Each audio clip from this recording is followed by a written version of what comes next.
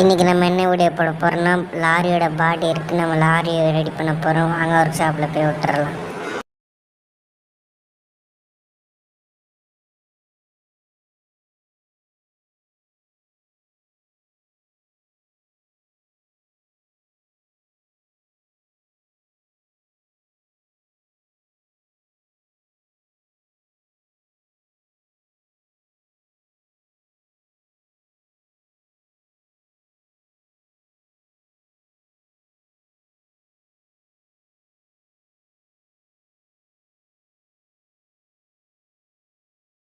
வாங்க வண்டி ரெடி ஆகிடுச்சு, எட்டு வந்துடலாம்.